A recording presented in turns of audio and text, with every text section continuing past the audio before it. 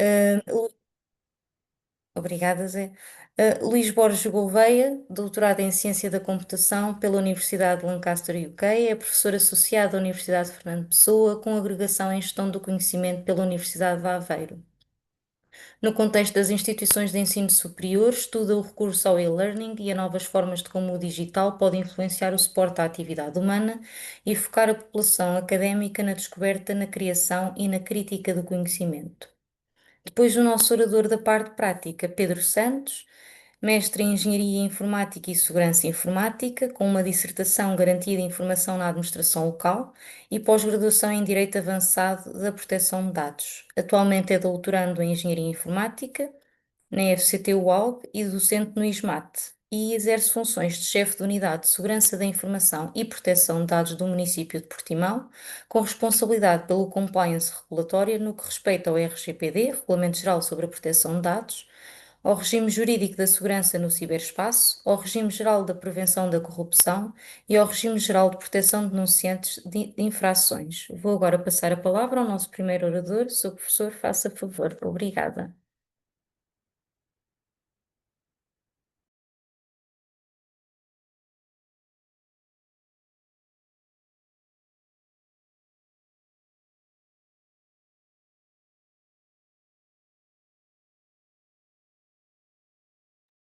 Está sem som.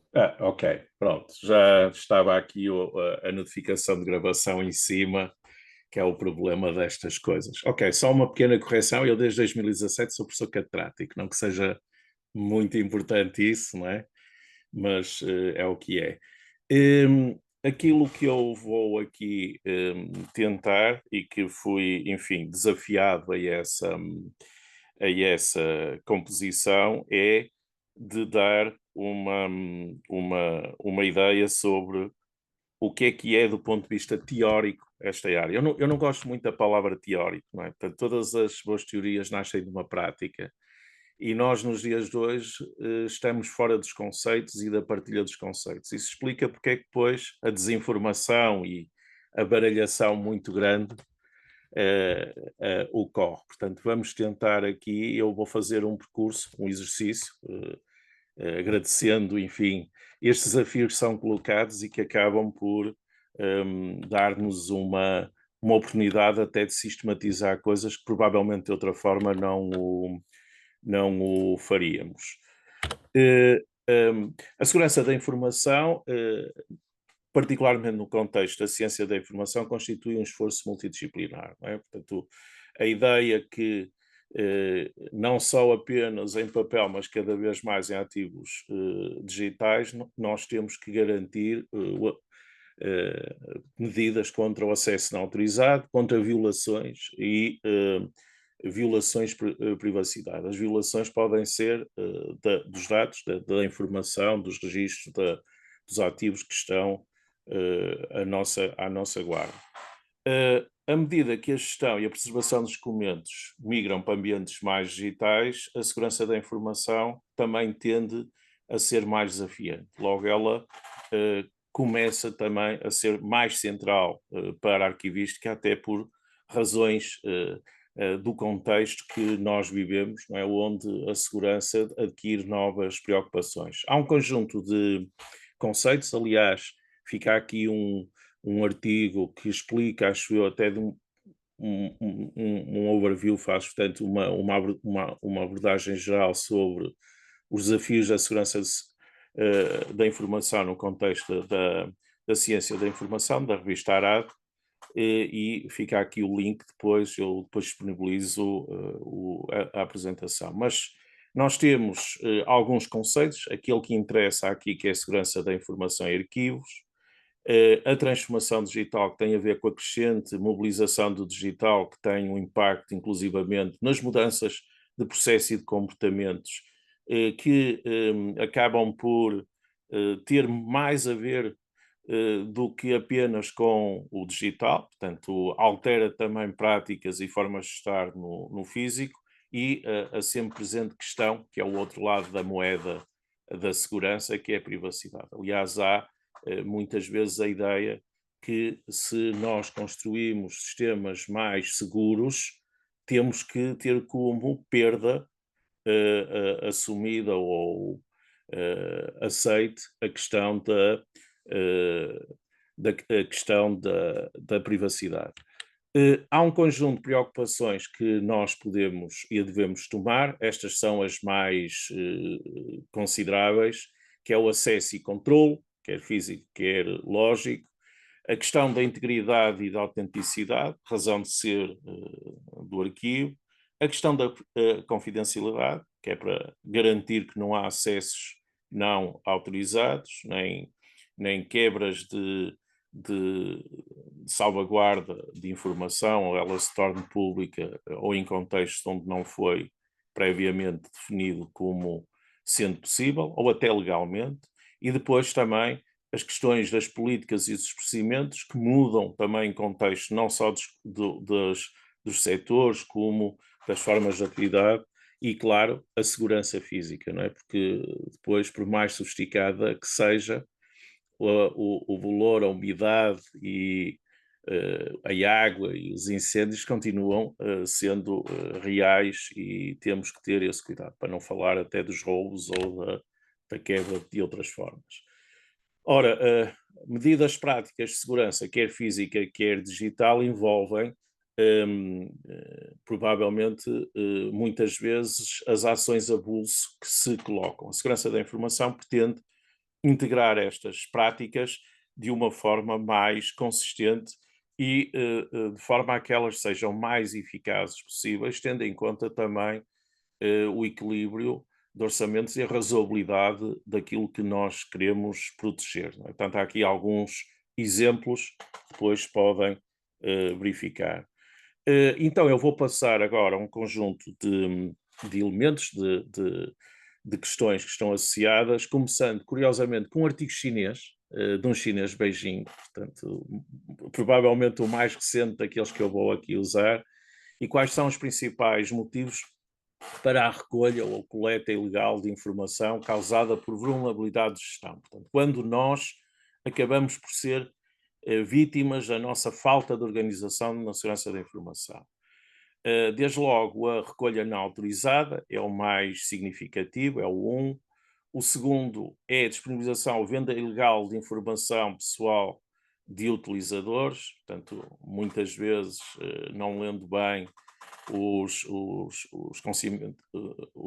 consentimentos informados ou até havendo ilegalidades à mistura.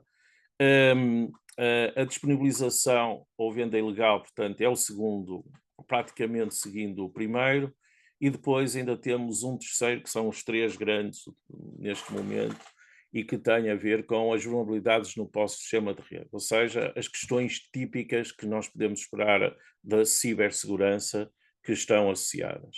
Mas elas não são únicas, há umas em particular que têm a ver também com os utilizadores e de forma distribuída, e portanto estão aqui associadas, são os ataques de vírus e principalmente de Troia, portanto aplicações ou PDFs que estão contaminados ou outras estratégias que seguem um percurso semelhante. Portanto, se repararem, somarmos o 3 e o 4, acabam por ser a maioria, apesar de tudo.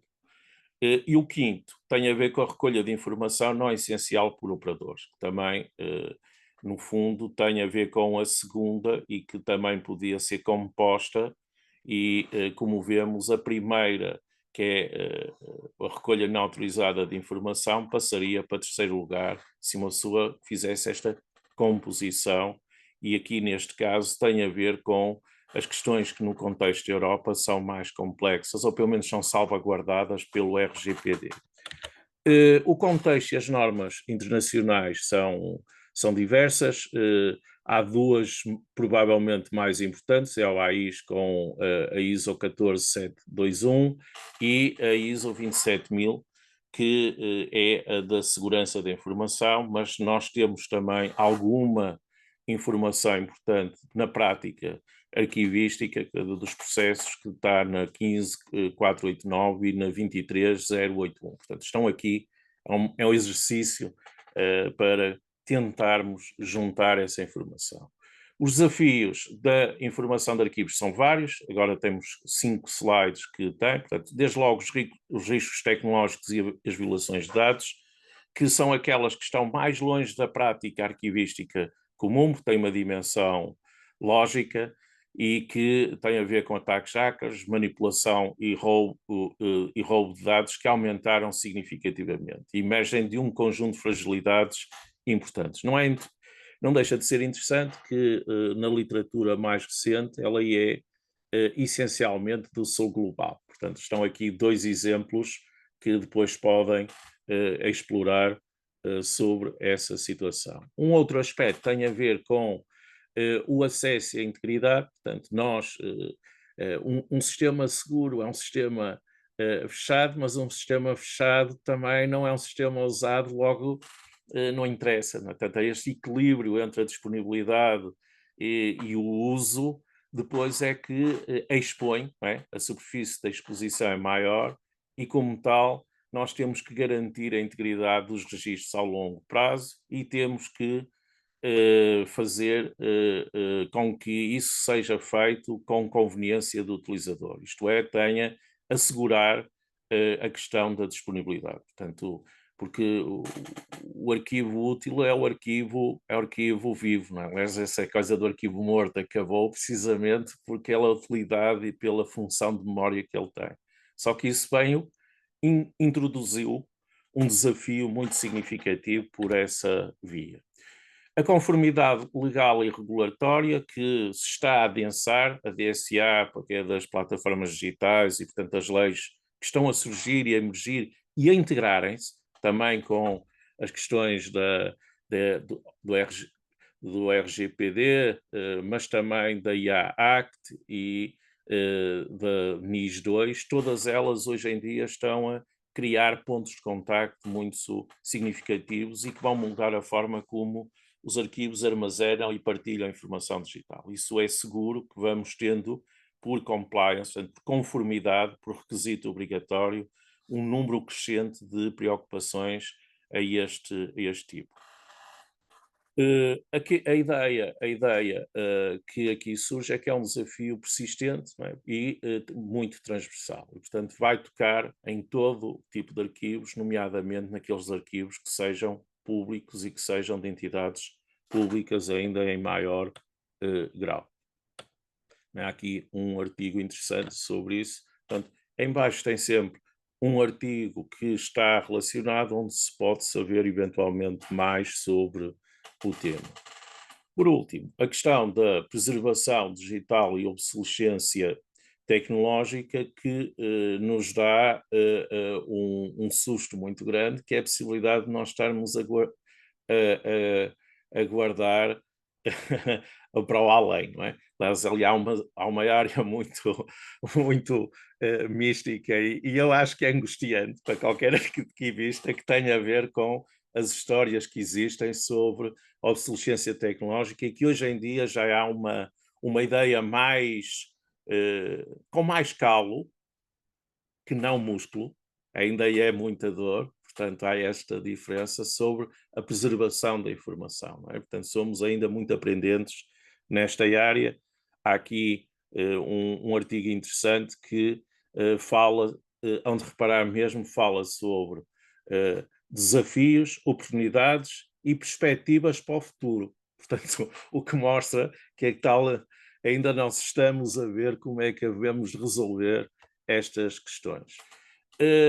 Os desafios que se colocam, e eu disse que eram 5, portanto há aqui um adicional e que tem a ver com um aspecto que a mim me parece importante. É a questão dos fatores humanos e de treinarmos para estas situações. Isto é, treino específico em políticas e tecnologias de segurança da informação e criar uma cultura organizacional onde, eventualmente, além daqueles alarmes de incêndio, aqueles exercícios que fazemos de vez em quando, evacuação das salas, também lidarmos com incidentes que possam acontecer ou o que é que nós temos de fazer e, portanto, termos maior consciencialização e maior disponibilidade para considerar aqui a existência de treino, não é? De ação concreta e treinada, que é para não sermos confrontados com estas situações pela primeira vez quando elas ocorrem, que dá sempre problemas. E é por isso que, eventualmente, podemos ver soluções, né?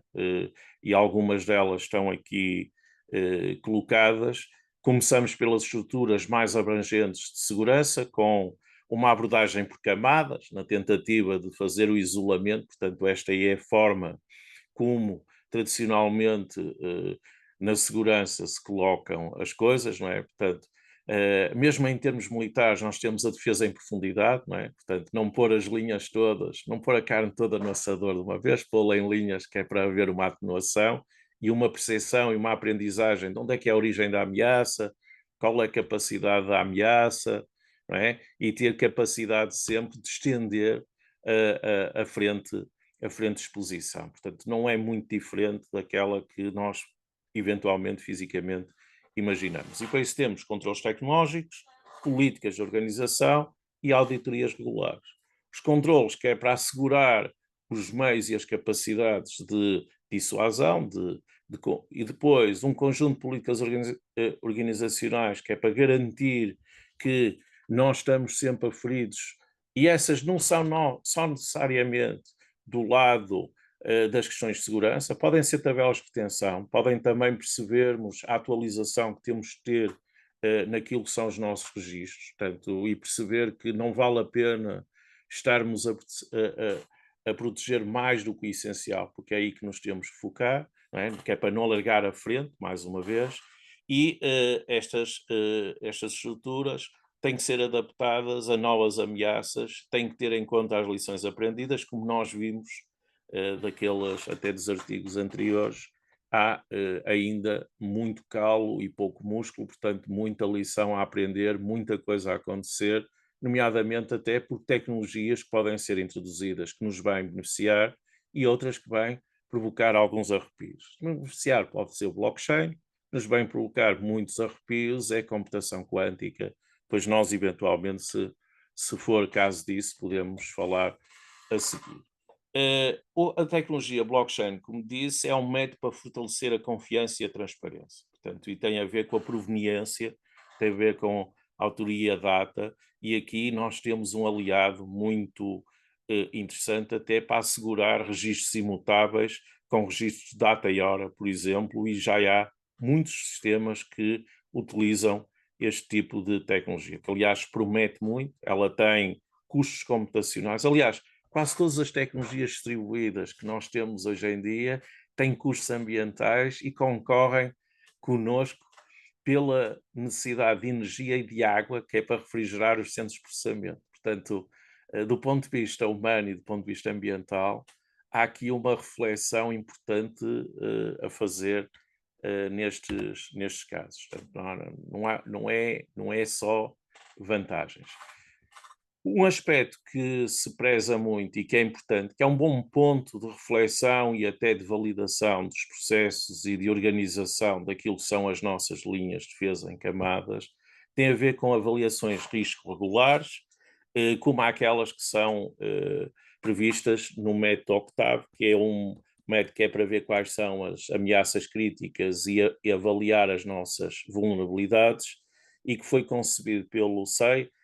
Este artigo que está aqui é sobre o Octave Allegro, só que entretanto surgiu o Octave Forte, que é de 22, e portanto está aqui, eu coloquei aqui a nova proposta, o novo framework, que, enfim, lá está, muito destes registros, destas competências estão numa evolução, eu não diria semanal, como no caso da inteligência artificial, mas semestral é, é garantido, não é? O controle de acesso e autenticação de utilizadores é feito através de soluções tecnológicas, portanto, aqui nós temos que encontrar esse ponto, desde autenticações fortes, controles de acesso baseado em funções, registro de atividades e criptografia são aspectos importantes, e a ideia é atenuar os riscos representados por ameaças externas e internas, porque elas também existem, não é? Nem que seja por uma questão de erro ou de termos que lidar com eventuais atores internos que possam ser envolvidos. Mais uma vez, o treino é solução. Portanto, onde repare que eu vou falar aqui várias vezes que as pessoas são sempre um problema, mas também são uma solução. São boas notícias, porque significa que nós não podemos tirar as pessoas da equação, porque elas podem fazer a diferença, quer do ponto de vista positivo, quer negativo. Isso significa que elas têm um papel mesmo quando temos cada vez mais formas automáticas de processamento de informação, nomeadamente até o uso de inteligência artificial, que é outra coisa que depois podemos fazer. Portanto, podemos discutir. Os treinos de sensibilização sobre segurança e o desenvolvimento de protocolos de segurança são dois dos aspectos que estão aqui associados, e a ideia é que esses sejam depois percebidos, partilhados e operados de forma consistente entre os interessados. Outro aspecto importante é perceber que todas as etapas do arquivo têm que estar envolvidas, não é? Desde a criação até ao descarte ou exclusão. Há muitas histórias de horrores quando há o descarte, e o descarte é pura e simplesmente o abandono de ex-ativos de informação. Portanto, há aqui aspectos que são importantes, e haver uma estratégia de ciclo de vida ajuda a minimizar a exposição ao risco. Portanto, a tal superfície onde nós podemos ter problemas associados. Onde reparar, está aqui este título estranho, mas se ligarem ali, ele diz, está em inglês, portanto tem a ver com a utilização nativa. Portanto, o Sul Global agora presenteia-nos com codificações mais alternativas, às vezes de títulos e de material. Mas como o artigo está em inglês e é interessante, ele está aqui partilhado com todos. Ora, há variações setoriais, eu já falei disso no início. O arquivamento digital seguro está intimamente ligado à conformidade legal e à eficiência dos serviços, ao contexto colaborativo e frequentemente internacional que eles possuem, à criticidade que está associada, como por exemplo é o caso do DORA para o setor financeiro, em que nós temos que lidar cada vez mais com esse tipo de legislação. Não é? Portanto, por exemplo, nós no contexto da Europa temos um conjunto legislativo ou regulatório bastante apertado e bastante complexo, e inclusivamente em processo de transformação ou enfim, de evolução que se coloca. Não é? Portanto, também porque servindo empresas multinacionais, transnacionais ou até organizações que servem diferentes países e contextos, cada vez mais fácil. Por exemplo, nós no contexto dos PALOP servimos 3 continentes, ou 4 continentes, se for o caso disso, para ser mais exato, são 4 continentes, e, enfim, diferentes regiões, diferentes ambições, diferentes quadros legais, até do RGPD. Não? O LGPD, por exemplo, do brasileiro, tem algumas pequenas diferenças em relação ao nosso. Estão aqui um conjunto de artigos, que aqui o tema é mais cabeludo e, portanto, é mais profícuo em alguma informação. Eu não deixei de ter aqui a informação daquela que nos deve reger, que é da Europa. A Europa, nesta perspectiva, assemelha-se como um excelente ponto de colocação para nós criarmos um ambiente, um espaço também analógico, mas também digital, que seja de confiança e um fornecedor de confiança para o resto do mundo, uma vez que nós não estamos nos mesmos tipos de corridas. Também podemos falar porque é que será assim, mas eu penso que esse será o posicionamento que a Europa poderá ter. Ora, estamos a chegar ao final e há aqui um conjunto de tendências futuras que nós podemos pôr. Portanto, precisamos melhorar tanto a eficiência como a segurança, portanto, isso não resta dúvidas, que há novos riscos e uma análise ética cuidadosa e firme, porque há aqui muitas questões que se colocam, que a IA, a inteligência artificial, vem aqui ser um auxiliar, curiosamente, para detecção de ameaças, para automatizar respostas e para fortalecer a gestão das vulnerabilidades. Muitas delas têm que, ou vão acontecer, num registro subhumano, do ponto de vista em que o tempo e o espaço é de tal maneira não humano que nós temos que usar a IA para contrapor a este tipo de situações. Ainda mais com a computação quântica, essas coisas são, enfim, colocadas. Aliás, até há aqui um texto muito interessante para quem gostar do RGPD ou gostar, tanto tiver essas preocupações aí, ver o impacto da inteligência artificial sobre ele. Já é de há 5 anos atrás, portanto, estas coisas é muito passar. Coisas com 5 anos em inteligência artificial tem para aí 30 no resto. Ok. Eu gostava de partilhar aqui um trabalho com o Miguel Santos, que está a fazer doutoramento nesta área, sobre a informação de segurança humana, isto é, a dimensão humana e a preocupação de estender com as questões de treino e com as políticas e todo este arco, de forma a ter em consideração os aspectos que estão associados com as questões de dimensão humana. Não é? Eu aqui falei várias vezes sobre o treino, sobre as pessoas, o treino, sobre partilha de conceitos, e isso parece-me um aspecto bastante relevante para ter em consideração. Está aqui, eu depois posso partilhar a apresentação, eu vou pô-la, entretanto, no repositório, no recap, que é para ela ser pública.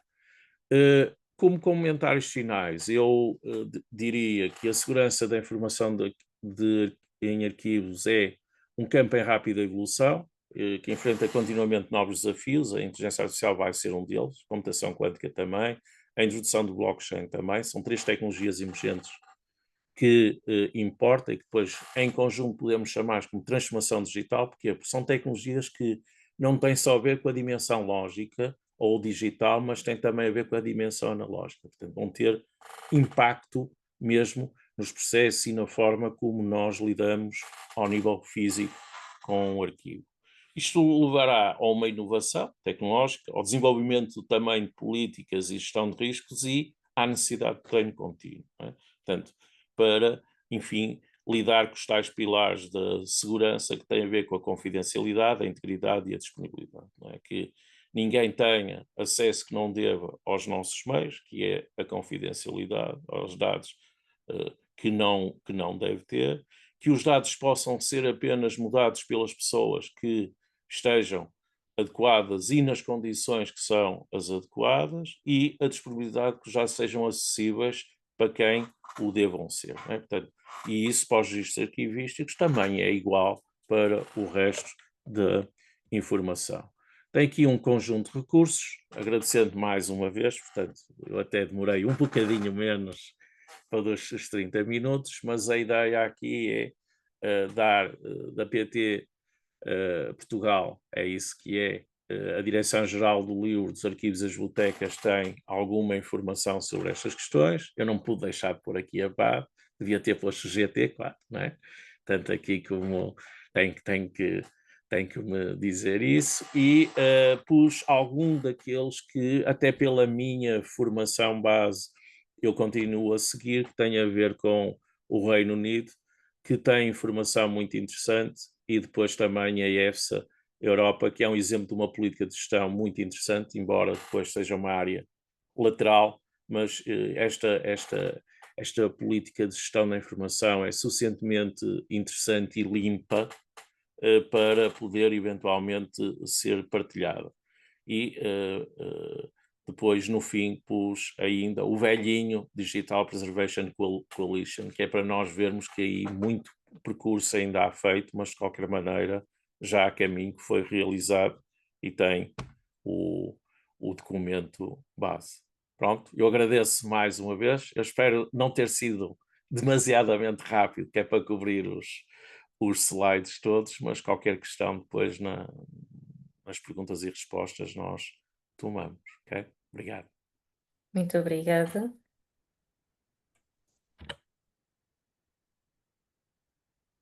Pronto. Eu vou parar a interrupção, não é? Portanto, agora. Certo, agradeci, obrigada. Quando quiser. O nosso próximo orador tem a palavra e pode partilhar o ecrã.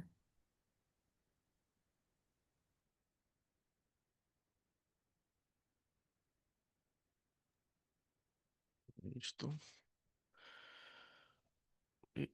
Julgo que já estarão a ver. Certo? Sim. Ok. Então, antes de mais, obrigado novamente pelo convite. Ahm, Vou então tentar dar resposta ao desafio de vir trazer um caso prático sobre segurança da informação e, neste caso, no âmbito da classificação da segurança e daquilo que me foi enviado para me tentar enquadrar do que é que seria expectável. Portanto, um documento que me foi enviado com algumas questões de um ou de uma arquivista, eu retirei 3 pontos, onde ressalvo aqui, ou realço aqui a negrito, algumas questões que é a questão da proteção através da obrigatoriedade da classificação da informação, isto porque não há avaliação do seu valor, a questão da seleção para conservação, a adoção de medidas técnicas e organizativas com base nessa classificação, a questão do controle de acessos e da existência de apenas um botão de confidencial nos sistemas de arquivos documentais, e a questão dos serviços de gestão de informação e arquivistas poderem ou deveriam conseguir permitir a exclusão de acesso ou a gestão dos acessos ao longo da vida dos documentos que pudessem aumentar ou diminuir o grau de acessos.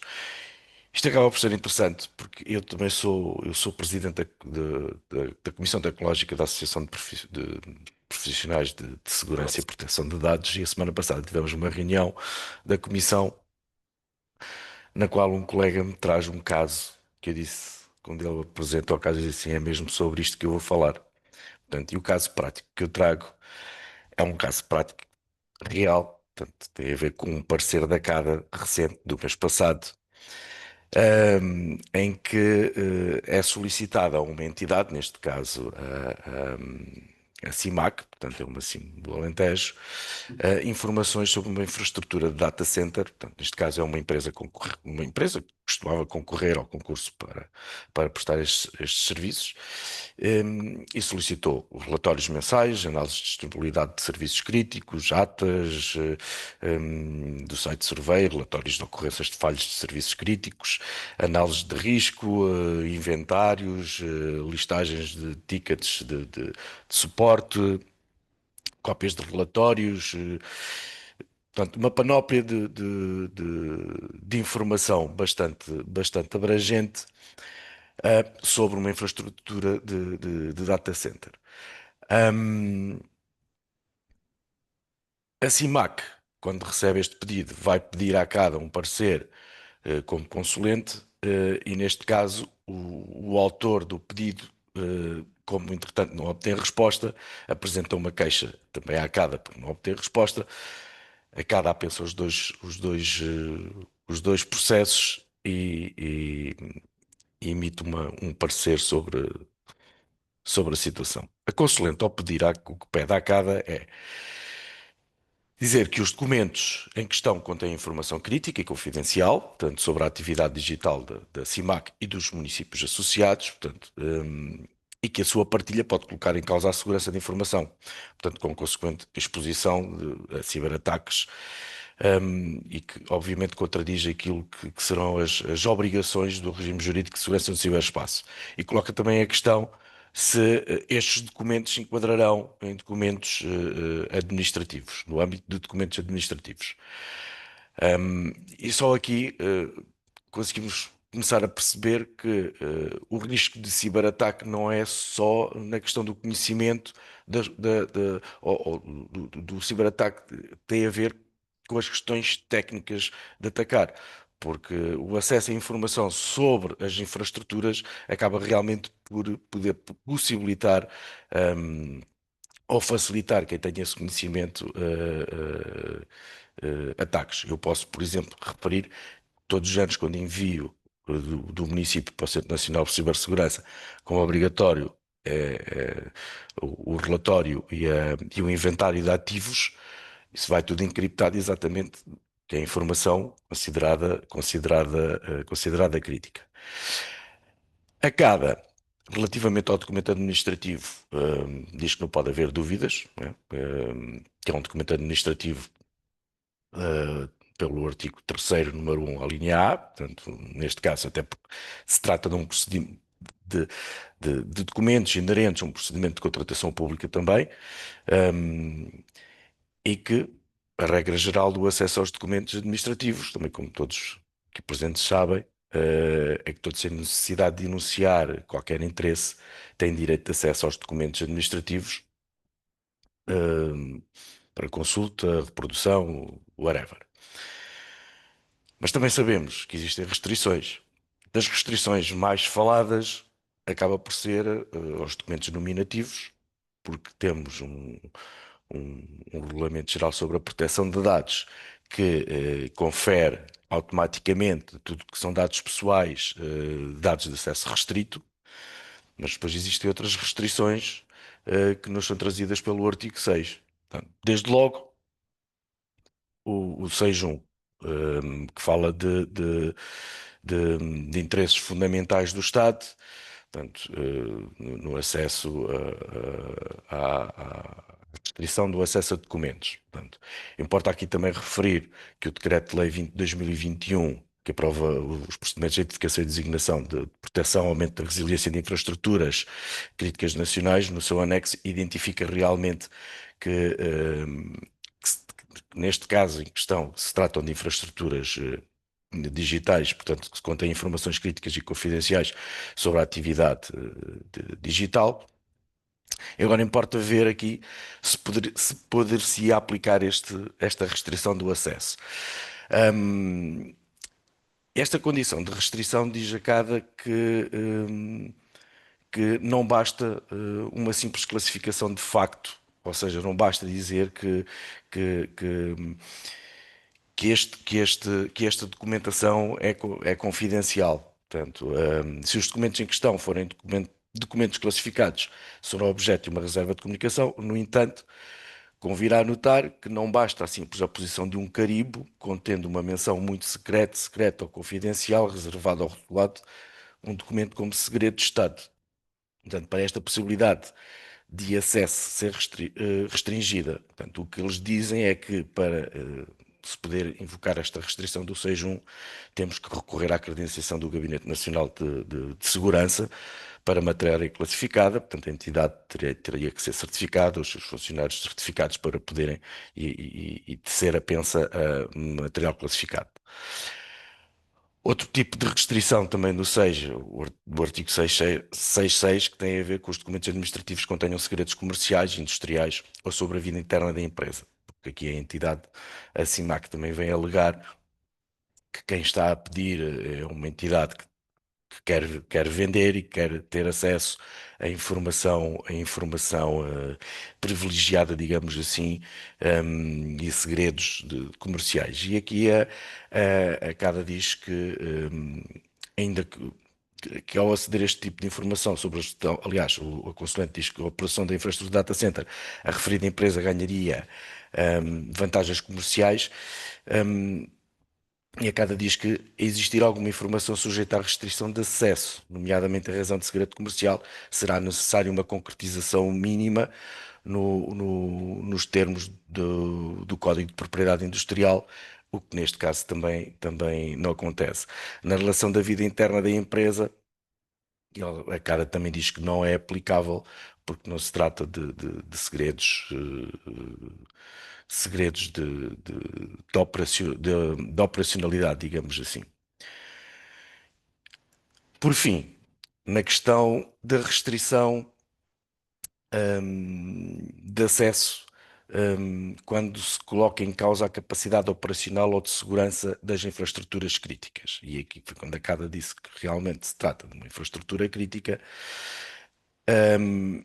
A CADA diz que há, contudo, ter presente que a decisão sobre a medida de restrição, interdição do acesso sob autorização, durante o tempo estritamente necessário à salvaguarda de outros interesses juridicamente relevantes, deve ser fundamentada, cabendo à consulente concretizar para cada documento o motivo pelo qual o conhecimento de cada informação é suscetível de colocar em causa a segurança da infraestrutura crítica. Em resumo, não é um carimbo ou um botão de confidencial no sistema de gestão documental que vai garantir a segurança da informação, até no âmbito da transparência administrativa. Ou seja, não basta uma simples classificação de facto, é preciso que o documento seja de juro, ou seja, seja um documento classificado, e aqui estamos a falar do Gabinete Nacional de Segurança da Framework SEGNACUM, portanto, não é, acaba por não ser aplicável a qualquer entidade, ou então pode ser mediante a decisão do órgão competente. A interdição de acesso deve ser fundamentada para cada documento com o motivo pelo qual o conhecimento de cada informação é suscetível de colocar em causa a segurança da tal infraestrutura crítica. Portanto, aqui temos uma classificação de segurança que deve ser fundamentada. Na conclusão do parecer, que transpassa aqui, coloca aqui sobressaído, e é neste poderá justificar a aplicação de restrição de acesso que a mim me parece que deve ser trabalhada a classificação documental. Portanto, é pois ao nível da determinação da comunicabilidade de documentos e informação, atribuição de níveis de segurança à informação em forma de fundamentação, quer por política, quer por regulamento institucional de classificação de segurança da informação. Isto também é interessante, e foi procurar, e este documento até existe como entrada na tabela de seleção da portaria, que é o 330-300. Passando agora à análise em concreto deste parecer e o que é que eu julgo que tem que ser feito. O regime jurídico da segurança do ciberespaço impõe medidas que devem garantir um nível de segurança das redes e dos sistemas de informação adequados, utilizando normas europeias e internacionais pertinentes, aplicação de medidas de cibersegurança, políticas seguidas em matéria de controle de acessos, gestão de ativos. Notas. Na gestão de ativos, concretiza-se a avaliação de risco mediante o valor que o ativo possui. A avaliação de risco vai permitir a adoção de controlos para mitigar o risco. Na identificação de um risco de acesso à informação crítica, via lei de acesso a documentos administrativos, portanto, aquilo que vimos é a permissão de um acesso via LADA a documentos, e permitindo alguns tipos de restrição que devem ser fundamentados e regulados internamente. Portanto, a própria LADA diz que a regra é do acesso, mas depois também permite alguma restrição, identificando aqui ou seja, eu consigo identificar aqui um risco. Portanto, e para mitigar este risco tem que existir um controle de gestão de ativos, portanto, com classificação de segurança e controle de acessos, que a mim parece aqui fundamental.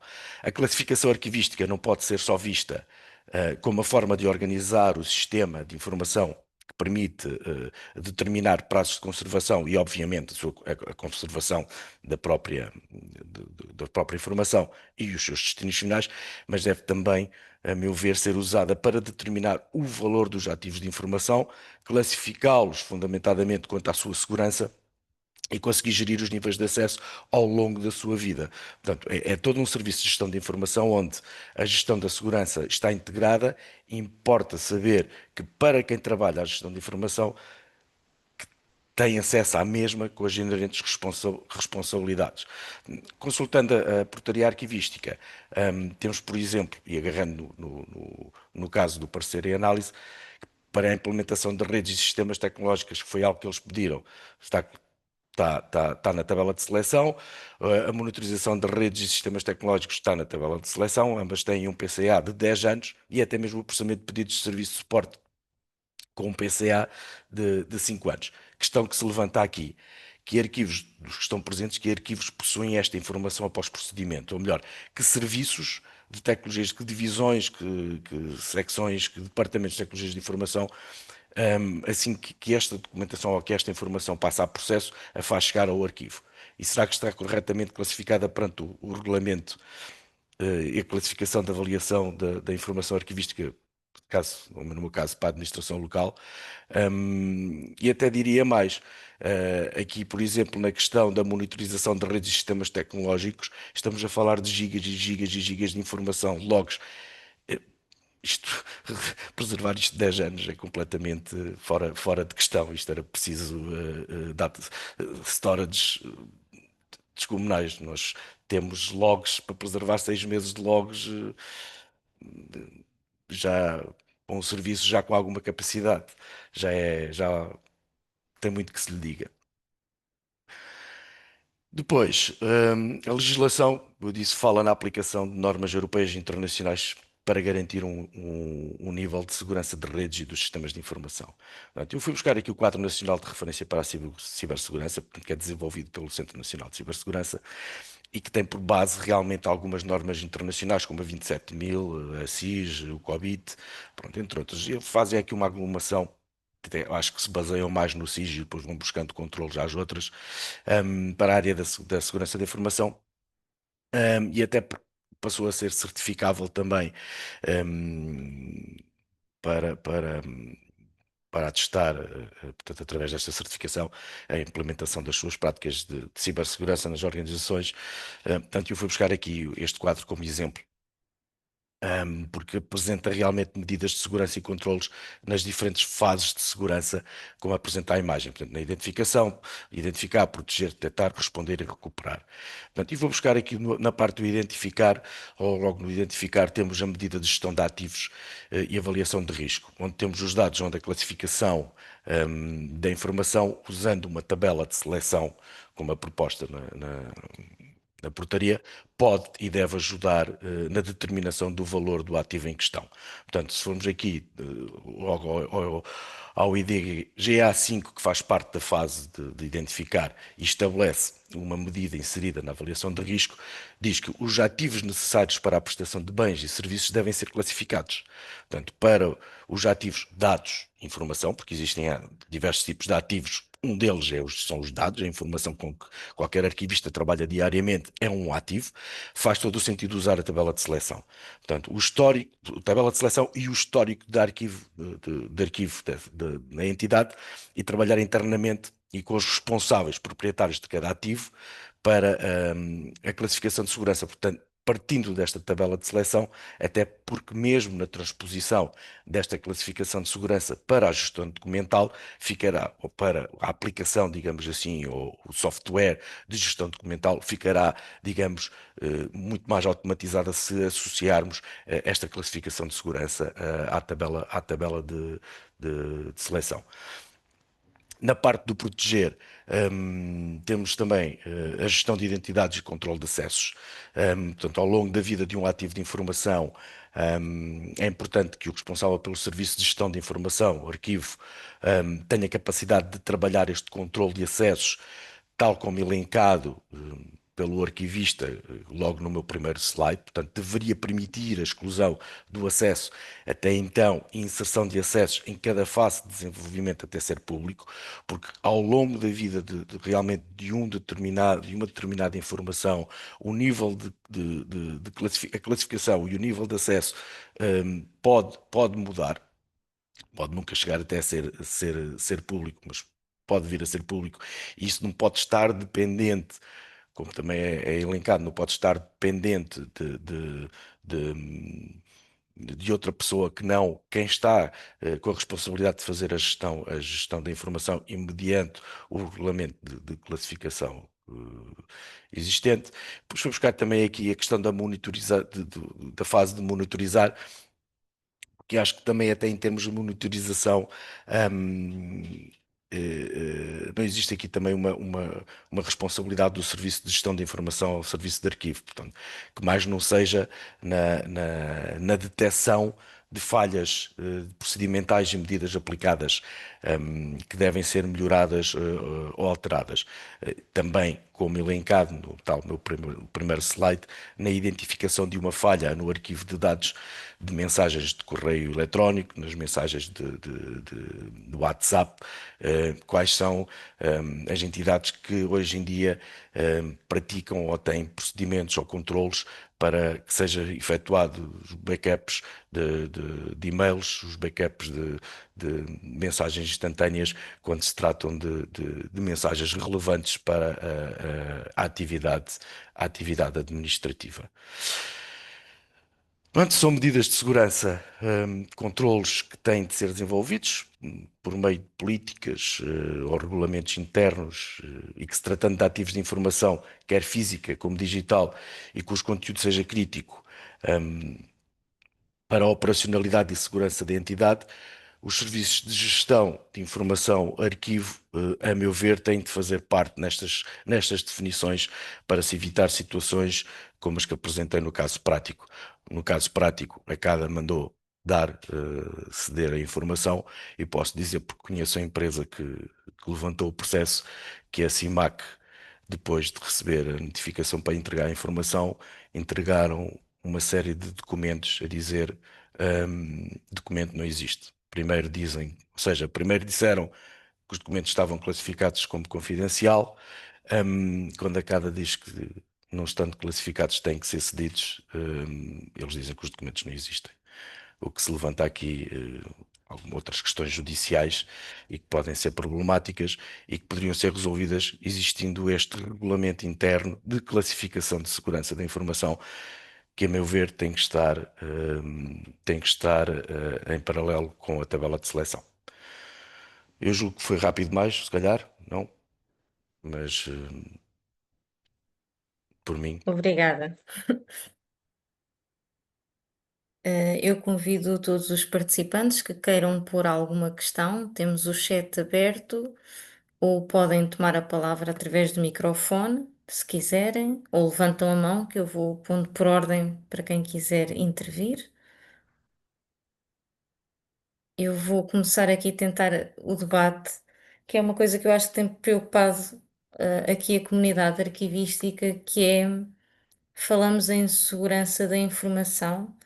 uh, na parte dos registros e da autenticidade e da fidedignidade e da confidencialidade, mas acho que estamos com um problema que é quando as coisas não são capturadas para dentro desses sistemas que têm essas, digamos, essas seguranças.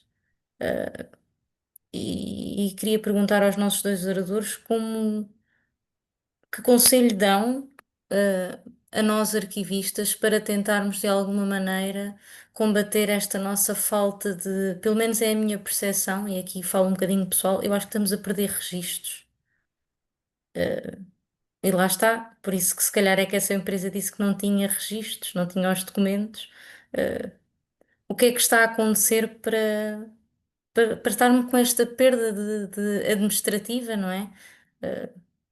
Qualquer dia não vamos ter nada para preservar, porque não está nos sistemas. Foi aquela questão que eu levantei lá também no meio de um slide, por exemplo, em relação à documentação de infraestruturas, à documentação aos registros dos chamados helpdesks, dos pedidos de apoio. Eu vi que realmente existe na tabela de seleção e questiono novamente, porque tive a oportunidade aqui hoje de questionar a minha colega do arquivo se por acaso aqui algum desses elementos lá tinha alguma vez chegado, e que não chegou, e duvido muito que chegue a algum lado, para já, porque é documentação que não passa pelo sistema normal de gestão documental, passa paralelo, passa pelos e-mails, passa pelo file system, ou seja, não é classificado sequer. Logo o acesso ele vai-se perder, né? A questão dos logs, a questão dos monitorizações, para mim não faz sentido, porque realmente não faz sentido, e isso deveria ser revisto 5 anos. É complicado armazenar sequer 6 meses. Ahm, mas há outro tipo de documentação que, devidamente classificada, deveria ser realmente registada. A questão dos e-mails, como foi colocado e coloca-se, e já há soluções até para a questão do arquivo de e-mails, também é importante, porque grande parte da informação hoje em dia passa passa pelos e-mails. E se isso não for arquivado juntamente com o resto do processo, vai-se perder informação. Relativamente ao caso concreto que eu trouxe, eu julgo que a informação desapareceu porque houve interesse em que ela desaparecesse. Pronto. Muito obrigada. Eu penso que temos aqui uma questão. Hum, se já existe algum regulamento de classificação de segurança que possamos consultar? Pode ser dito. Pode ser dito o meu número, não há problema. Sandra Paratirício foi quem colocou a questão. Se há algum regulamento de classificação de segurança que a colega possa consultar? Não conhecem? Existe, Isso, se sim, força. não, eu ia dizer que Referiu o o SEGNAC, SEGNAC, mas é para fins portanto, militares e que foi já é, substituído. O Centro Nacional de Cibersegurança tem, inclusivamente, um portal. Eu, se calhar, ia tecer 2 ou 3 considerações. Está gravado, portanto, não se tem que ter cuidado com aquilo que diz, que é para não ferir. Há aqui a Comissão Nacional Proteção de Dados e depois também a CADA, que tem a ver com os dados, e depois a LADA, que é a lei, são a primeira verdadeira tentativa em fazer um corpo de legislação que está associado com o risco. Isto é, que passa não para o objeto em si, para a evidência em si, até que muita dela é etérea, como nós vimos, né? Portanto, ainda hoje em dia nós podemos fazer isso, aquilo que disse mas documentos, se os documentos são problemas, magia, desapareceram e vaporizaram, inclusivamente apesar de haver rastro digital deles. O que quer dizer que, do ponto de vista criminal, não desapareceram nada, foram sonegados. Portanto, se nós fizermos um arquivo competente e existir rastro digital associado, nós podemos fazer prova do que eles eventualmente serviram, não é, para suportar um conjunto de atos administrativos. Não é? Portanto, a lei, aliás, a própria lei, não é, tem isso consagrado. A questão que se coloca é que quando nós fizemos esta questão de distribuir do meio para o ato, para a atividade, que é para termos prevenção, também temos a possibilidade de tornar o sistema não só mais distribuído, mas escalá-lo. Não é? E a CNPD é vítima de ter uma estrutura de uma determinada dimensão e provavelmente ter solicitações 10.000 vezes superiores. Então, à medida que nós vamos ouvindo mais se falar sobre o RGPD, eu imagino, é um bocado o que deve acontecer neste momento, e passem-me a tudo o que isso quer dizer, o magistério público com as queixas anónimas. Portanto, à medida que nós vamos tendo mais publicidade sobre esse nosso direito e mais consciência dele, ele vai sendo mais executado, e ao ser mais executado há um problema muito grande, que é o problema de que depois a capacidade de investigação e de fazer caminho que é para verificar as situações não é manifestamente possível. Não é? Portanto, isso, todos nós sabemos dessas condições. Portanto, porquê? Porque, paradoxalmente, o espírito da lei é que seja um sistema distribuído. E ele, no seio da CNP, foi centralizado. Ora, ele assim não pode ser passar. Curiosamente, o AI Act é em tudo semelhante, portanto, o ato H, que é a lei que passou, é muito semelhante em termos de risco com o RGPD, mas tem algumas novidades. E as novidades que tem é precisamente que é para colocar um conjunto de medidas de prevenção e de práticas regulares que tem muito mais a ver com o treino e com as necessidades de treino e de responsabilização e de imputação às próprias instituições. Portanto, acaba por ser uma mudança, e eu penso que Nós temos uma lei para a segurança digital, que é o NIS 2, que vai agora entrar em vigor. Não é? Ela passou uma diretiva comunitária, mas ainda não foi regulamentada.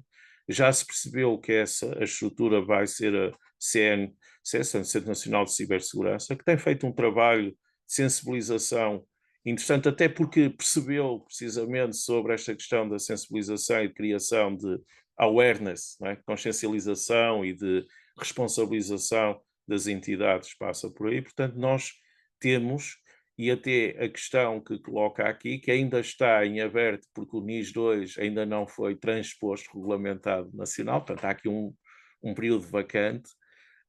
Já devia ter sido há um ano, portanto, nós já estamos em cumprimento.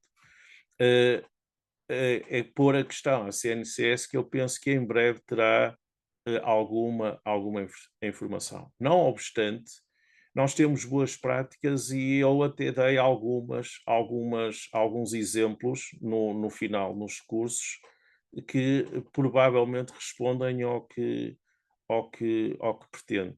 Não é? Portanto, eu tentei fazer, está cheio de links, eu já enviei por e-mail a apresentação, portanto, pode distribuir a apresentação, podem carregar em todos os sítios. Mas pronto, seria essa a ideia que eu queria passar. Já agora, deixa-me dizer, porque também é uma dor minha, que nós temos, além da Comissão Nacional de Proteção de Dados, que é a RGPD, do Centro Nacional de Cibersegurança com o NIS 2, um novo ator neste amplo, eu chamava-lhe complexo legislativo, que é a ANACOM, ou que agora tem outro nome, desculpa, esta coisa como eu sou com a idade já não consegue acompanhar a ANACOM vai ficar responsável pela inteligência artificial, pelo AI Act, não é? E todos eles estão assim, não é? Portanto, fazem assim, são muito amiguinhos, portanto, mesmo aquilo que eu sugiro, e é por isso que eu gastei todo este latim que já me vou calar, é a dizer que é para tomar os três simultaneamente, porque os três acabam por ser aspectos que têm que ser articulados em questão, não é? Pronto. Caleb. Obrigada. Não sei se alguém tem mais alguma questão. Pode intervir à vontade. Não tenham medo.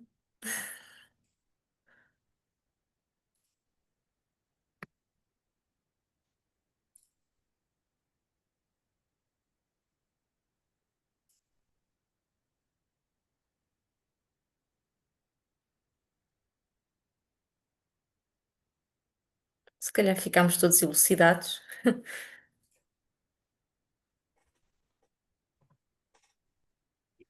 Eu quis, o que eu quis tentar Força.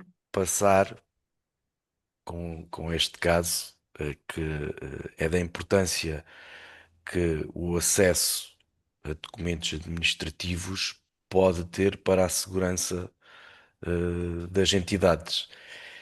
E se não implementarmos controlos, tão simples que pode ser a elaboração de um regulamento de classificação de segurança da informação, podemos ser obrigados, por lei, a ter que ceder informação que pode colocar em risco a nossa operacionalidade. E aqui esta classificação que quase todos os lados temos o tal botão de confidencial, a única coisa que vai fazer é uma confidencialidade administrativa e pouca, muitas vezes, aquilo que eu conheço no trâmite do documento internamente, em que é enviado para aquela divisão e só aquela divisão tem acesso, é enviado para aquela pessoa e chegar à conclusão que legalmente este botão ou o carimbo que se lhe mete sem este regulamento interno de classificação, que tem que ser fundamentado e que pode ser feito com base na tabela de seleção, porque ajuda, porque está lá a documentação quase toda e consegue-se perceber onde é que está a informação crítica ou não para sujeitar à fundamentação de classificação de segurança. Pois, obviamente, em conjunto com cada proprietário do ativo, por assim dizer, ou responsável pelo ativo, e isto é algo que não está a ser feito, porque ou se faz aquilo que eu tenho visto é seguir uma 27.000 ou seguindo uma nisto, ou seguindo mesmo o quadro nacional de referência e fazer-se uma política em que se diz vamos classificar como confidencial, reservado, de acesso restrito, whatever. E dizer que o documento X é o tipo de documento X é classificado como confidencial, quer dizer que só pode ser acedido para quem é enviado. Portanto, e isto não serve, não é o suficiente para, para o propósito do acesso a documentos, porque o documento tem que ser feito na listagem de todo o tipo de documentos e tem que ser fundamentado. Porque é que o acesso aos logs, ou o acesso aos sistemas de monitorização é confidencial. É confidencial por causa disto. Este regulamento tem que ter esta informação completa. E isto não pode ser feito nem pela informática, nem pode ser feito pela área administrativa, tem que ser feito partindo exatamente desta classificação, desta tabela de seleção e classificação documental, e depois a cada um deles a pensar. Por isso é que eu digo depois que também até se torna mais fácil transpor isto para um sistema de gestão documental, porque se ficar associado à tabela de seleção e se ele já estiver a trabalhar com a tabela de seleção, a classificação de segurança fica bem atribuída. Ele pôs o parecer, o número parecer 252 da CIMAC, portanto, blocado, é uma questão de ir lá. Isso é, aliás, os sistemas de transparência são importantes, não é? Que é para criar evidências, não é? E hoje em dia, um dos aspectos importantes é funcionar ao contrário, e isso dá para convencer e para sensibilizar e as nossas FIAs, não é? Portanto, os mais responsáveis por isto, sensibilizá-los não só pelos danos reputacionais e por aquilo que representa, porque a IACT e a NIS e o RGPD RGPD. implicam até entre 10 mil euros de multa até 4% da faturação da entidade. 10 milhões. 10 milhões, sim. Não, 4% da faturação da Ou entidade até agregada, é que 3 ou 4.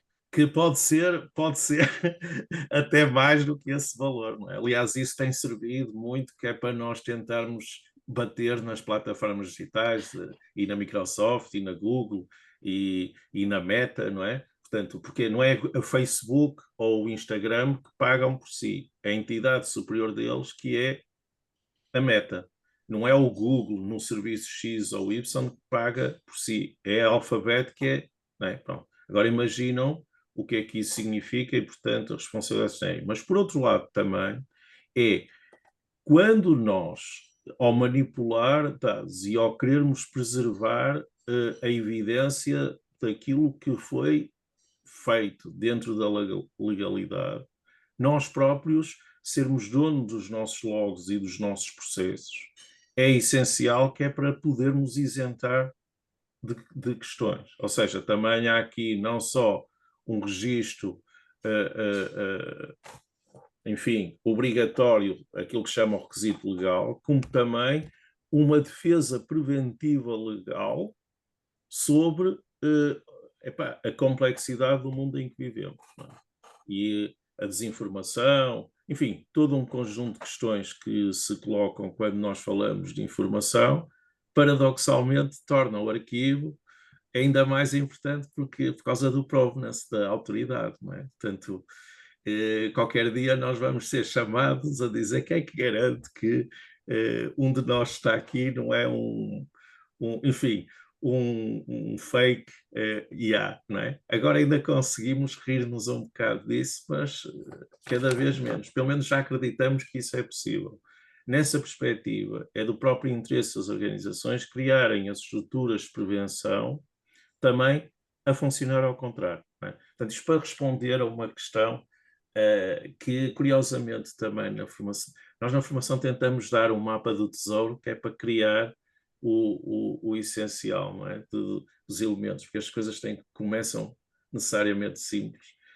Agora, de forma mais pedagógica e assustando menos, como fizemos da primeira vez. Achei que foi um bocado excessivo, e, não é? Até por causa que a dimensão da cibersegurança não é necessariamente uma dimensão com a qual nós, arquivistas, tenhamos nos preocupar apenas nós. Portanto, é também solidária com os serviços TI ou até com outsourcing, e em parceria com a CNCS, né, com o Centro Nacional de Cibersegurança.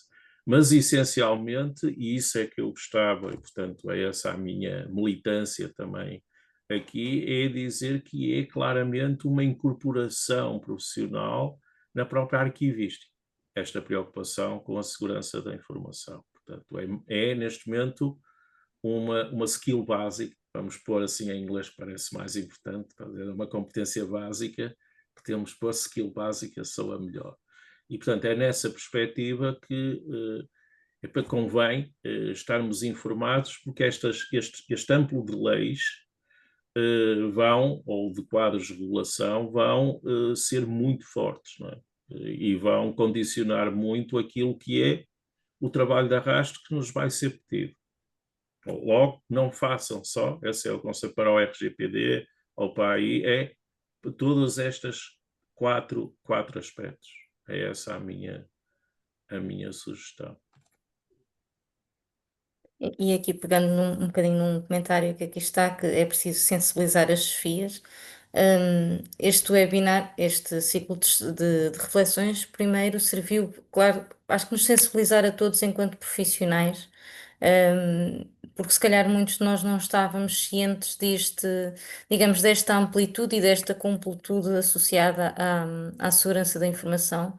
Acho que também, para além da sensibilização dos profissionais, claro que vêm as nossas entidades, onde nós exercemos funções, sejam elas públicas ou privadas, e também temos que sensibilizar um bocado do mercado, não é? Porque as próprias empresas fornecedoras, não sei se estão preparadas ou se têm os seus sistemas desenhados para estas situações todas da segurança da informação, de associar a classificação, até por Isabel, causa isso de, não é? vou interrompê-la porque a NIS Força. 2, a NIS 2 e a proposta de transposição vem um bocado dar resposta a essas duas questões que colocou agora. Porque a NIS 2 traz uma responsabilização direta dos gestores quando não são aplicadas as medidas de segurança necessárias. E a transposição vem lá isso contemplado. Aliás, a transposição tem que cumprir os mínimos daquilo que a NIS 2, que é uma diretiva europeia, designa-se. A NIS 2 tem como objetivos este, X. A transposição tem que obter aqueles Obrigatoriamente mínimos, transversar. aqueles mínimos. A legislação portuguesa atual, que estamos a falar do Decreto-Lei 46 de 2018 e a 65 de 2021 em termos de segurança, já faziam mais do que a própria NIS 2 neste momento vem trazer. Eu posso dar o exemplo. A NIS 2 fala num reporte de incidentes em 24 horas, a nossa legislação atual já fala em 2 horas. Portanto, estamos a falar em Sim, 22 sim. horas antes. Mas realmente traz coisas novas e que vão ser transpostas. E duas delas foi aquilo que a Isabel acabou de dizer, que é a responsabilização direta das direções, das administrações, exatamente, porque se sabe que estão-se a borrifar para a questão da segurança, mas se calhar se passarem a ser a pessoa em concreto e não a entidade, a pessoa em concreto a ser diretamente responsabilizada, podendo perder mandato, podendo perder o lugar, se calhar já pensam duas vezes. Um, e, e qual era a outra questão? Falou As empresas das, de software, se fazem o desenho dos sistemas, já exatamente. prevendo isto E tudo, não não, é? e não é só isso. Traz então uma medida que passa a ser obrigatória, que tem a ver com a cadeia de abastecimento. Ou seja, neste momento, as entidades, neste momento, quando os dois e quando entrar em vigor, porque a transposição estamos à espera que seja enviada para o Presidente da República para promulgação, mesmo assim depois ainda vai haver uma vacácio legis de 2 anos, 24 meses para implementação, mas aquilo que também impõe é que seja feito a avaliação da cadeia de abastecimento, ou seja, as entidades só vão poder contratar serviços e outras entidades que deem garantias de estar compliance com a E os que já cibersegurança. estão contratualizados? Vão ter que ser. Eu sei, isso para as autarquias é um problema grave e quem trabalha com autarquias sabe, e isso tem sido discutido muito internamente. E ainda posso dizer que nesta semana tive uma reunião com um dos maiores players em termos de prestação de serviços que trabalha connosco, por causa de uma, de um, de um- de uma vulnerabilidade que o nosso sistema de segurança detectou, e eles simplesmente dizem que aquilo não é vulnerabilidade e neste momento a única coisa que eu posso fazer como responsável de segurança é, então, preciso de uma declaração vossa em como esta vulnerabilidade não compromete, é um falso positivo, porque o meu sistema de segurança continua a identificar como vulnerabilidade. É uma feature, não é uma. Não é. Pois, provavelmente, acabei por não perceber, porque nós pedimos detalhes técnicos, obviamente, os detalhes técnicos disseram logo que não nos cediam, hum, mas pronto, dizem que aquilo é assim porque é assim, então pedimos uma declaração, estou a aguardar que chegue a declaração, hum, que eu tenho que ter do meu lado essa, Há essa, qualquer essa salvaguarda, desresponsabilização porque exação. tenho a vulnerabilidade detectada. Ah, mas isso, a NIS 2 e a transposição espera-se que venha melhorar. Naqueles que já existem, vão ter que cumprir, tem que se pressionar, é aquilo que acontece, e está aqui a Laurinda presente, que não me deixa mentir, há anos que andamos aqui a pressionar um determinado fornecedor para que seja possível eliminar dados pessoais do registro, não é? Quando a lei diz que eles têm um prazo de conservação, têm que ser eliminados, e todos nós temos dados pessoais nos nossos sistemas há 20, há 20 anos, porque o sistema não permite eliminá-los. Não é? E quando anos e anos a fim vão dizendo que primeiro começaram a pedir dinheiro para desenvolver uma feature que tem que ser obrigatória por lei. Pronto, eu julgo que agora a coisa está encaminhada. Julgo eu, não sei. Mas pronto, Vamos ver. tem que ser e temos que ser nós aí pressionando. E temos que ser nós aí pressionando, e é bom estas sessões em que a malta se junte e partilhe das dores, e depois em cada ponto vá pressionando, eh, não só pela compliance, porque é importante, e toda esta regulamentação vem forçar a compliance, porque infelizmente de outra forma seria mais difícil, mas acima de tudo, porque nós temos que garantir a segurança dos locais onde trabalhamos e da informação com que trabalhamos. Aqui os gestores de contrato vão ter um papel preponderante, não é? Na revisão desses. Quem está com esses sistemas, se calhar com estas alterações todas, tem que ir rever esses contratos e pedir, se calhar, muitas, muitas, muitas, muitas declarações. Neste momento já, como devem imaginar, Só uma coisa que, pronto, eu consigo ver, eu não estando do lado, não é? Imaginem que eu compro um carro e o meu carro é diesel e que o carro já é 2013, não é? Portanto, como bom Tuga, não tenho dinheiro para andar a trocar de carros. E o que acontece é que eu peço, neste caso à Opel, uma declaração de que ele não é poluente, não é? Ao que eles me vão dizer que a legislação efetiva da transação não é polémica.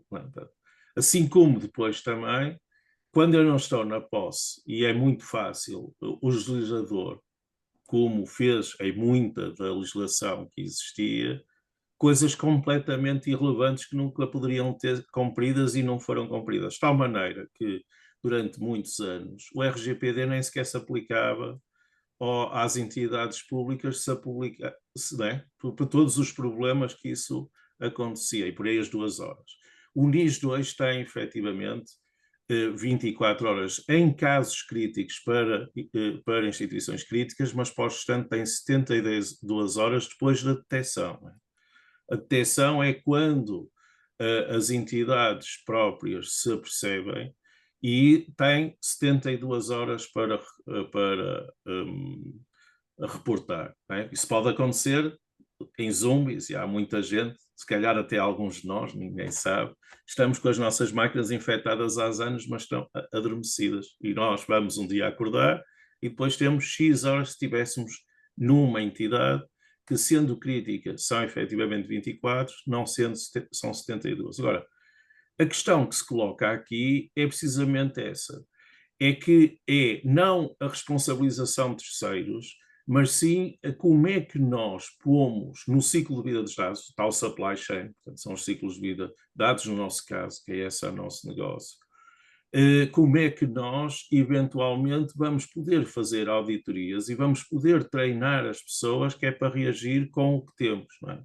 Pronto, que é um bocado aquilo que acontece em termos militares, que, apesar de todos os manuais, eu acredito que existam poucos são aqueles que têm as condições para quais treinaram quando estão no conflito entre a Rússia e, a, e a Ucrânia. Não é? Portanto, nas frentes de combate, provavelmente nada acontece como planeado. Não é? Portanto, e o que acontece aqui é que, quando há um incidente, e se forem de cibersegurança, tendem a ser muito rápidos e muito complexos.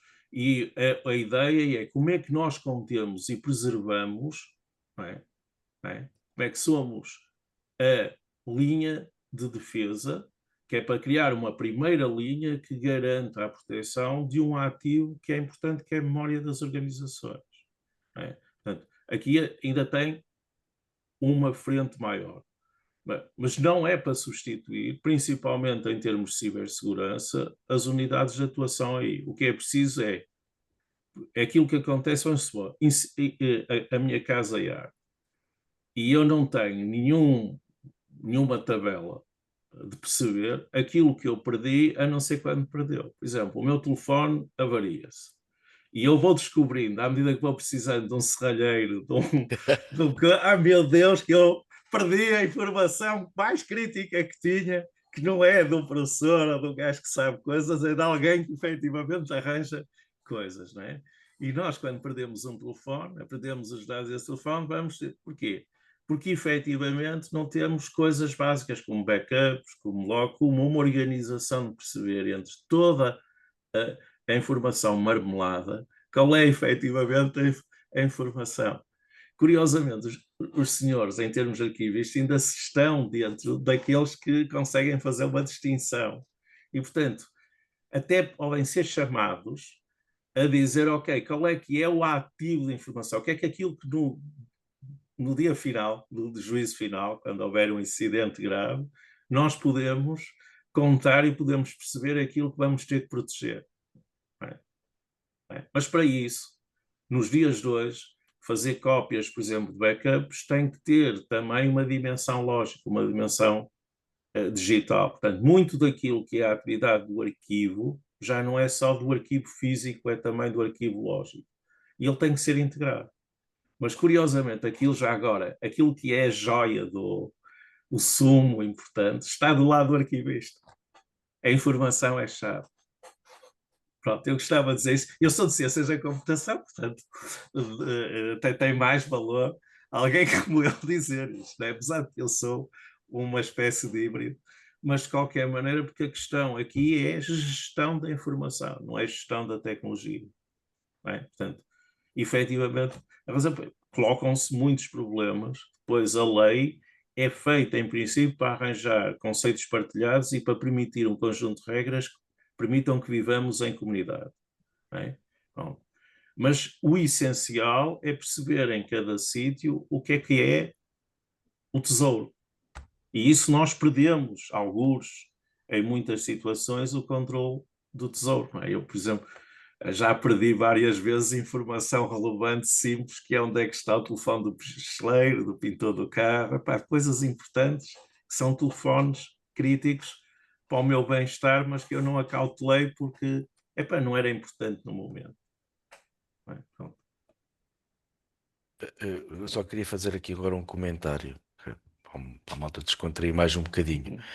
A colega Inês Ferreira acabou de fazer uma demonstração de falta de segurança, porque estar a trabalhar com gatos, depois pode acontecer coisas que parecem esquisitas no teclado.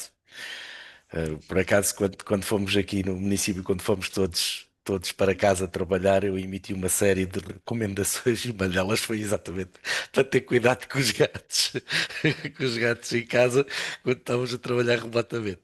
Mas pronto, foi só uma à parte. Por falar em teletrabalho, até temos aqui um comentário.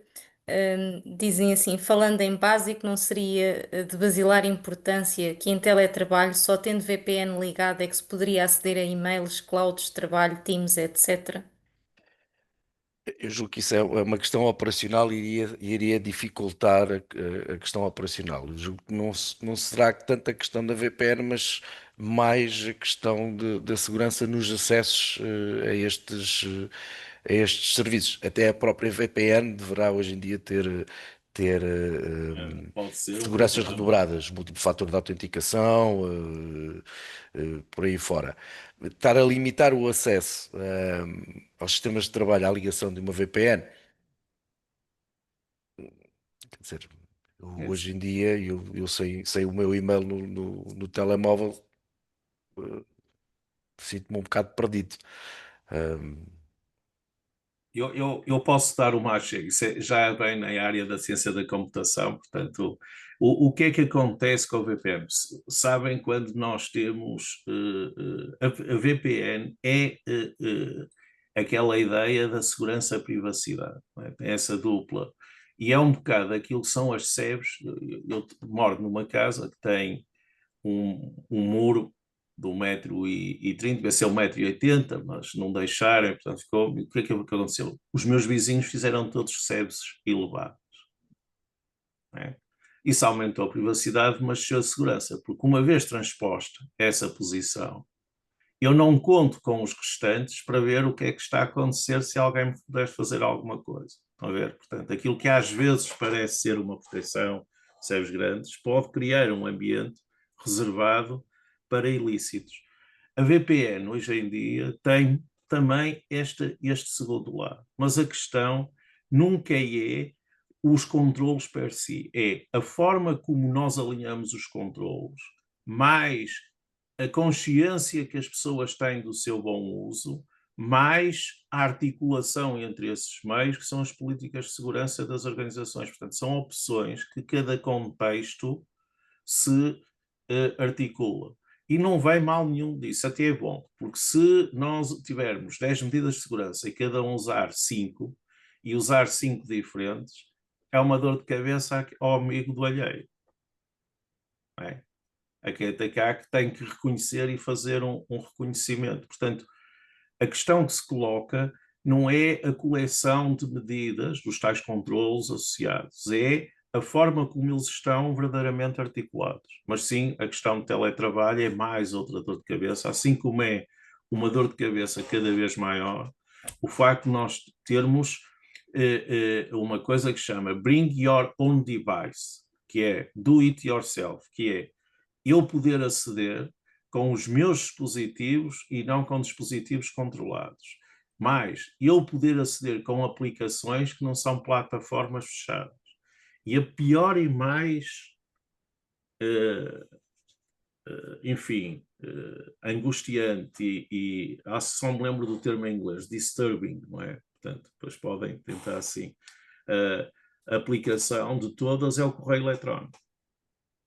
Correio eletrónico, se pudesse ser banido da utilização de uma organização, grande parte dos ataques de phishing, de usar o utilizador final distribuído como vetor de ataque para infectar máquinas e para penetrar ambientes protegidos, de outra forma protegidos, era uma benção.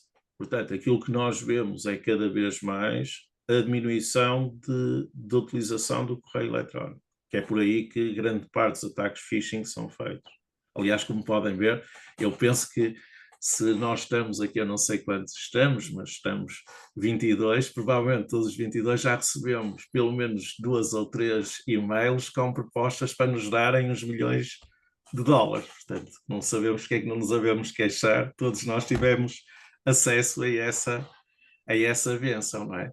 Portanto, aliás, disse que para os hackers que a arma de destruição maciça deles é o phishing. E grande parte dele ou é por correio eletrónico, ou agora por WhatsApp, não é? Também é nova moda que corre. Mas respondendo à questão, e é interessante, é que não existem soluções fechadas, não existem soluções únicas, nem sequer o facto de usar um conjunto de controlos per si de forma distinta garante o que quer que seja. Não é? Pronto. E grande parte daquilo que é o garante é o utilizador.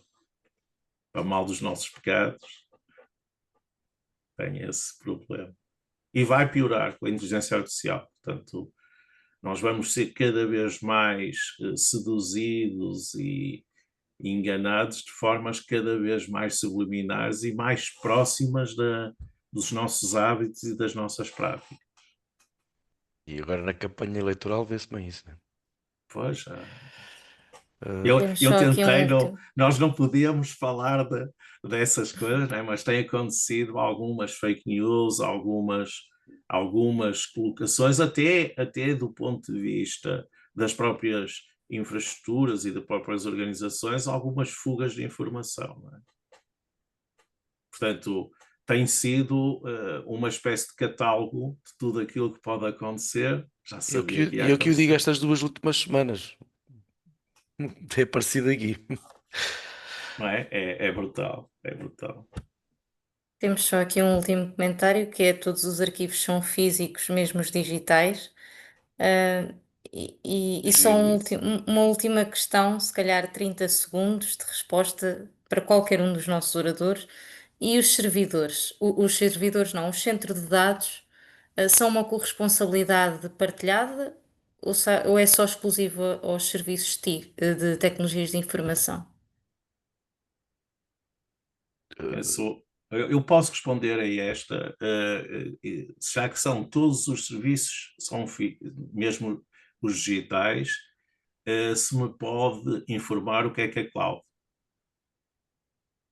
A cloud é uma superestrutura que não agarra do ponto de vista físico, está integrada no digital, ok?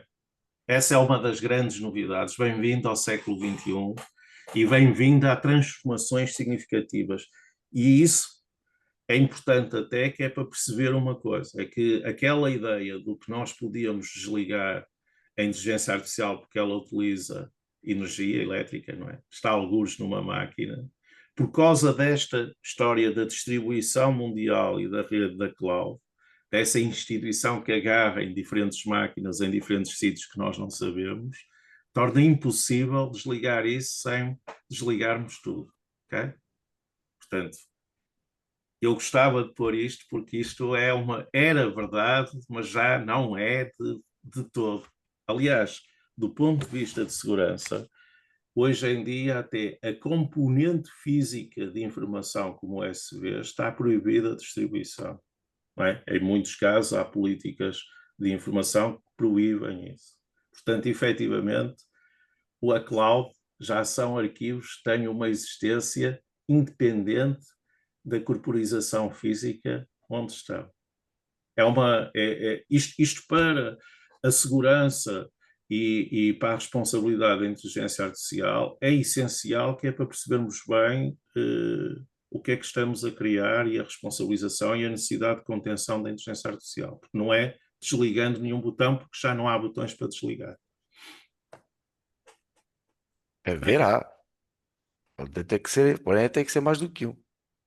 Epá, se um agente pode desligar um botão, mas provavelmente é como assim, bem, eu posso curar uma doença, mas se mato o gajo, pá, não adianta nada curar a doença. Não?